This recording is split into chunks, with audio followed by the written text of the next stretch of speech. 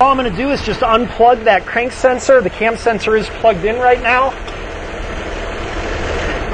And the engine dies just like that. So there's no handoff of the signal to the cam sensor, or there is handoff to the cam sensor, but the cam sensor isn't doing anything. So we know that the opposite does not happen. If I unplug that cam sensor, there's no effect on the engine whatsoever at all.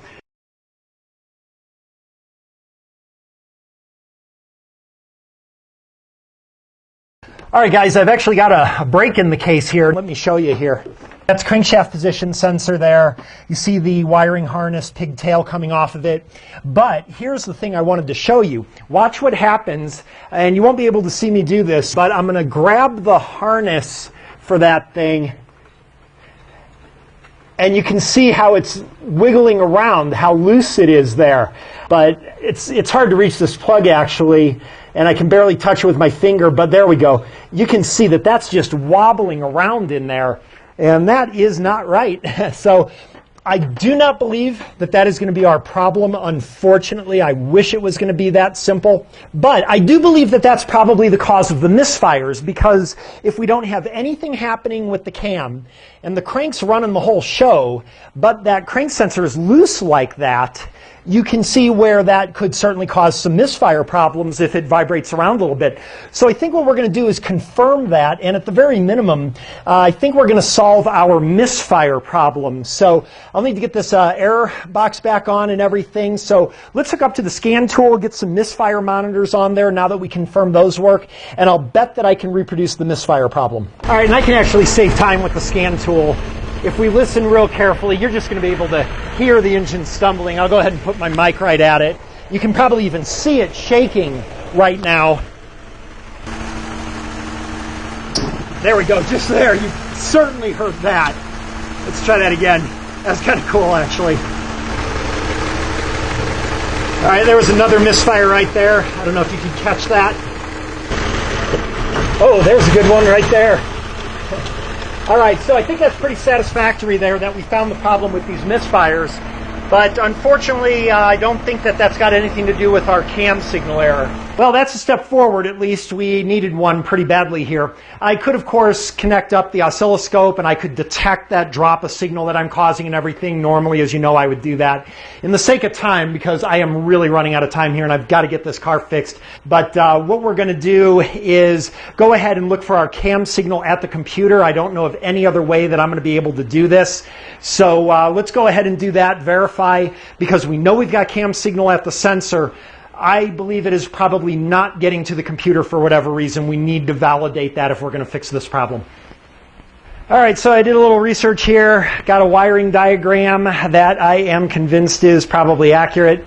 And unfortunately, since I'm kind of copying this off Google, the printing doesn't look very good at all, so I had to make some notes. But I apologize. I'm not going to have time to go into how I know that I'm finding the right wires too much here and everything. I will do that on the diagnosis and understanding video or on some future video. But basically on the wiring diagram, I've identified the signal wire for the cam position sensor and the signal wire for the crank position sensor. And I can't even read the writing here. It's so bad. But this is going to be the crank position sensor that I've got an arrow on. It's going to be a gray and black wire in position number 8 on the wiring harness in the PCM. And then we're going to be looking at a tan and yellow wire, which we already identified, of course, as the camshaft position signal sensor. So that wire maintained its color all the way up to the PCM, which is nice. So I'm going to go ahead and look on here. And let's see, we're going to want...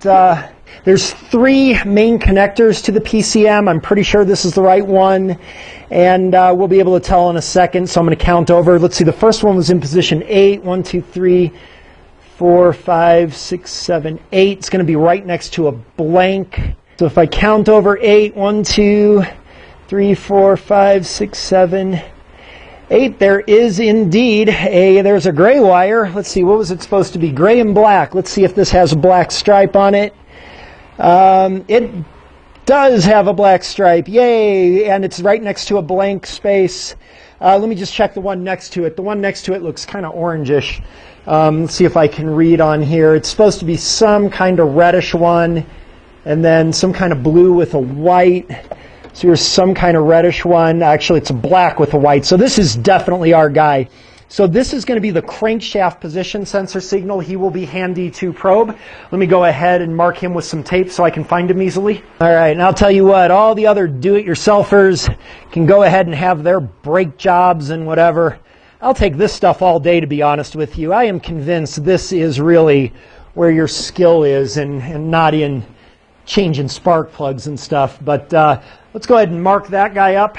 All right, and you can tell that I'm starting to get a little more excited here, and that's because we're going to confirm if we've got signal to this computer from that cam sensor, since I know the cam sensor is good. If we do not have signal to the computer, then in that case, we know that we've got a wiring problem. And if we do have signal at the computer for that cam sensor, they've replaced the computer on this. In that event, I am going to say that my friend Eric is right, and we would need to do some kind of programming function. And I will just tell the customer they'll need that done because I'm confident I won't be able to do it. But we'll check. So let me make sure I've got that right wire. Yeah, that is definitely it. Okay, so our next guy is in... All right, so our next guy is in position 18. So that would be actually pretty much catacorner and underneath it, and let's see, here's a yellow wire right underneath it there, and it's right next to an orange one and next to a black wire here. Let's see, what do we got? It's a white wire with a black stripe. So we've got between an orange and a white with a black stripe. So there's our tan and yellow. We've got... I can't read what these colors are. I need to go to my computer and read these a little better. All right, so it should be this yellow wire right here, actually. And let's see, we've got a blank space, we've got a purple with a black, and we've got what appears to be like a gray with a black, and that doesn't actually match my wiring diagram. So let me go off camera and confirm this. All right, after checking this out further, I'm pretty convinced that I've got this right, and this wiring diagram may not be exactly correct. So I am confident this guy right here is going to be my camshaft position sensor signal. All right, so I'm going to mark him up so he's easy to find again if I need to. And I'm going to go ahead and back probe those, plug this back in. Let's hook this up to the scope and see if we can find our signals.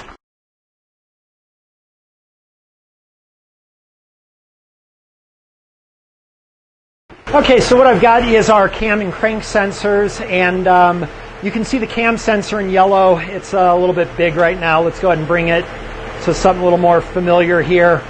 So we can see we've got cam sensor at the PCM. This kind of changes our game. Now, one thing I don't like is this crank signal. So one thing about this crank sensor, the connector that I was playing with, when I first found that connector, I noticed it was in kind of a weird location. It seemed like somebody had intentionally placed it so that it was pulling really, really unnecessarily hard on the crank sensor. You might have noticed in the image of the crank sensor, it looked like the harness was really kind of tensed on it. And it turns out that the person clearly intentionally did that because I guess they found that the engine ran better that way. It held the crank sensor in a constant position. Now that that's not happening, we see the crank sensor seems to have a lot of variability. But we notice that we've got no loss of the cam sensor here at all. So I'm going to go ahead and turn that off. This answers our question. We know the cam sensor is good. We know the wiring to the computer is good. So I'm not going to consider that anymore. Oops, wrong button. And then what I'm more worried about is this crank sensor, which is, we'll have to talk at some point in the future about these signals. I know enough to know that that is not the signal I want to see. This is not going to be consistent with any reluctor pattern that I have ever seen. So we've definitely got a problem with the crank sensor. So I believe actually it's more likely to be that this is going to be our problem. Let me just zoom in a little more. There we go. See how I can change that signal dramatically by moving this harness around. So now the engine's starting to run pretty bad. All right, so let me try holding that in a tense position. And Yeah, the engine definitely smoothed out a little bit, but we can definitely cause some variability by moving that harness around quite a bit. And I actually still am not seeing the pattern I want to see here. Oh wow, look what I did now. I broke it, but whatever the case is, we need to fix that crank sensor. So let's talk about what's going on here, and let's get this vehicle fixed. All right, I think that's a major breakthrough there, but I am running out of time seriously. So unfortunately, I'm just going to have to zip to it, try to get that crank sensor fixed, and see if this fixes our problem, because I've narrowed this down now. We've got one of three possibilities as far as I can put together. Possibility number one is that we have a bad computer. I'm going to kind of rule that out. I don't think we have one, and the computer was replaced anyway. Possibility number two, that crank sensor is causing everything. The third possibility is possibly my friend Eric is correct, and we've got a situation where you need to do some type of programming of the new replaced cam sensor. So it would be kind of a combination where we've got an obvious crank sensor problem, but also the cam sensor is not working because you need to do whatever that reprogramming is. I doubt that I'm going to be able to do that. So based on the fact that the cam sensor works, it's sending signal to the computer. I believe the computer is working. I'm going to probably have to tell the customer he's going to have to get that reprogramming done or whatever. But what I'm going to do is try to fix that crank sensor, see if it fixes everything. And if we still have that cam problem, I'll see if I have some kind of reprogramming capability on my scan tool. I doubt it. But we'll just kind of have to go from there. So I'm going to try to get to it and fix that crank sensor, see what effect that has. All right, I've got that crank sensor fastened in securely now, so let's go ahead, see if by chance this thing happens to start up now.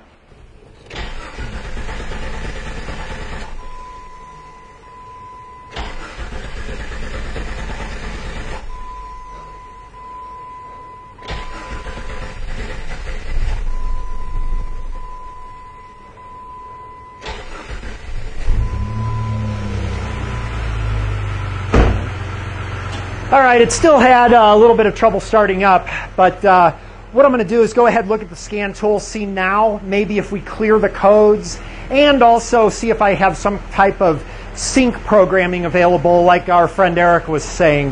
One thing I noticed, by the way, the engine is running absolutely smooth. There are no misfires. It's a lot better. So clearly we've got at least one situation taken care of, if nothing else. But I want the whole shebang here. I really hope I can do something where he doesn't have to take it to a dealer to get this thing programmed. Let's see what we can do. All right, so the first thing I've done is clear the codes. Let me just go ahead and cycle the key to make sure these are all off. All right, let's go ahead and refresh our codes here.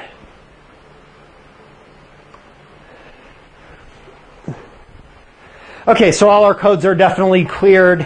All right, so now with all the codes cleared, let's go over and see if we've got some type of tests that we can do here. Well, we got a number of tests here. Let's see. There is a set sync signal. I like that one. Let's go ahead and start it up.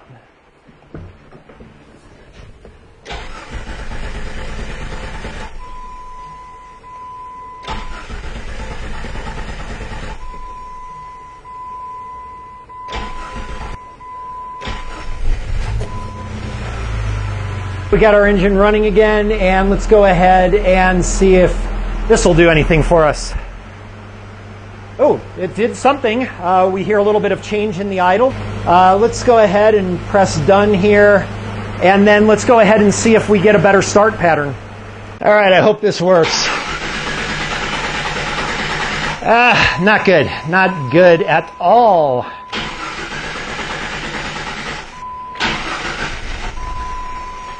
Almost there.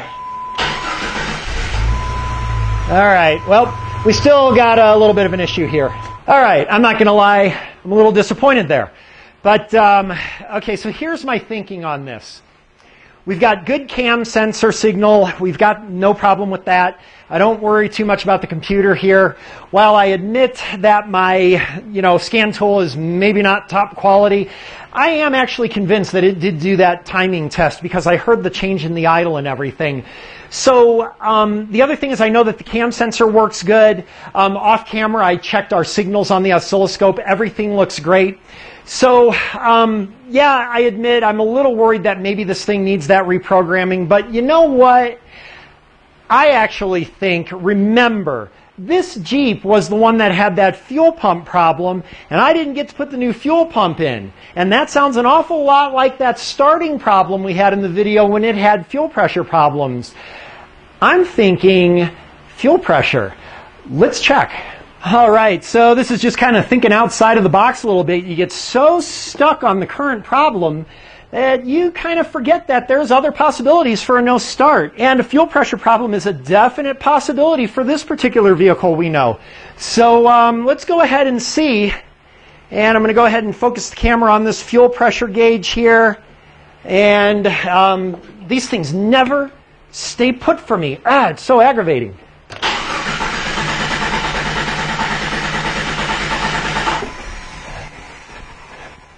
All right, that's looking pretty promising, isn't it? I think we've got another fuel pressure problem on this vehicle. Let's go ahead and get it started and see what the fuel pressure is at. I'll bet it's actually going to be normal this time because I know the vehicle just runs great now. So let's see if we can get this started and check.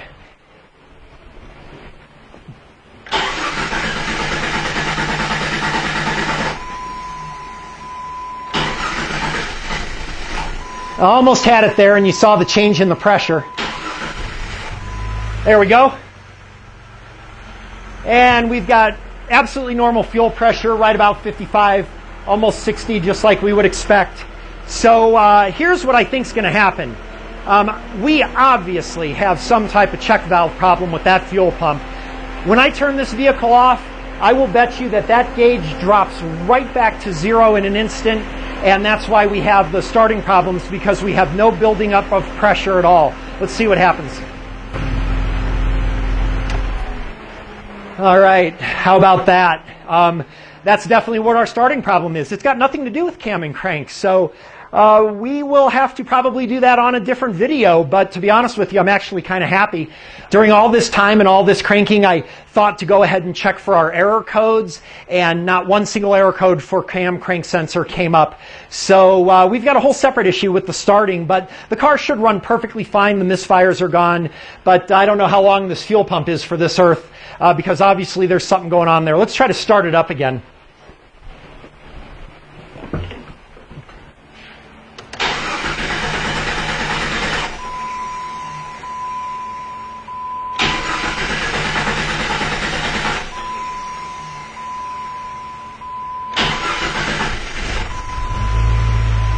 All right, let me go ahead and try to start it up again, like before the pressure falls too much. Yeah, so we can catch it when we still have a little bit of pressure in the rail.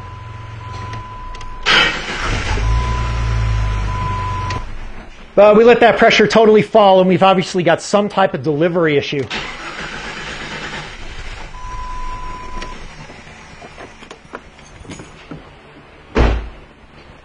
All right, well, as far as I'm concerned, the fuel pressure issue is a totally separate thing that I'll have to look into at another time.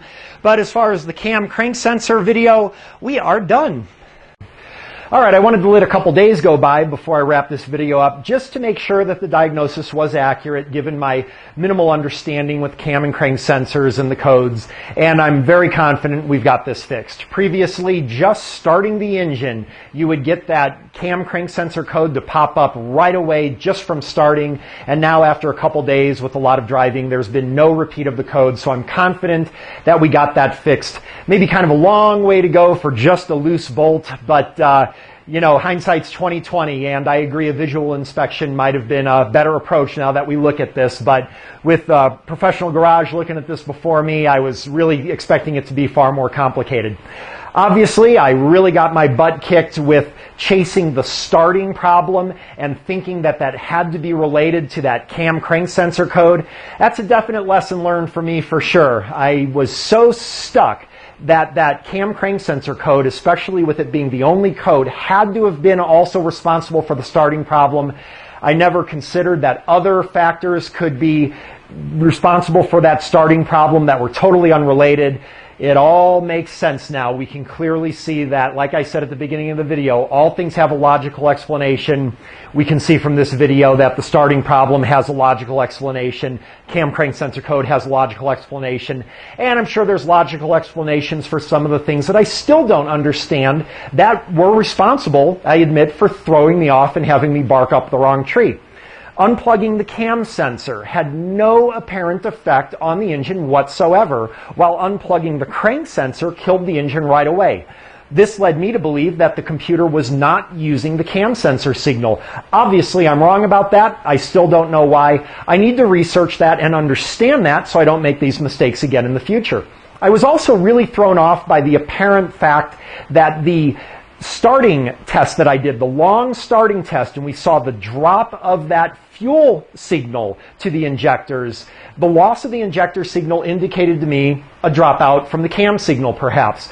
Looking back on it, that obviously wasn't the case. Maybe it's some kind of thing to prevent the engine from flooding. I don't know, but I need to research that if I'm not to make these same mistakes and use that as a diagnostic procedure and bark up the wrong tree as a result in the future. So I admit I've got a lot to learn about these, but that's the way it is. Even if you're a professional mechanic, eventually the technologies are going to change. You will run into something you are not familiar with, just like I did here, and you have to figure it out. You may have to study a little bit. You may have to look up some things. And that's what this channel is all about. It's figuring this stuff out because that's always going to happen. You're always going to run into something you're not familiar with. And rather than just guess on parts, you still have to figure it out, but it takes some research. I will tell you, I spent far more time trying to look up wiring diagrams and reading about the cam and crank sensors and things on this video than I did any wrenching on the thing by far. And actually, I spent way more time filming it. Filming adds 3 times the amount of time to a job, and that's why I ran out of time here and why we'll have to end the video here before I diagnose the fuel thing. But again, the customer will bring the truck back to me. We'll diagnose that fuel thing as a whole separate problem in another video. But anyway, I hope you found this interesting. Probably a little fun to watch me kind of struggle through this on something I'm not familiar with, but I know I learned a lot as a result. This is exactly how I learned everything I know, and hopefully it helps you too. So thanks for watching. Hope you found this helpful. We will see you next time.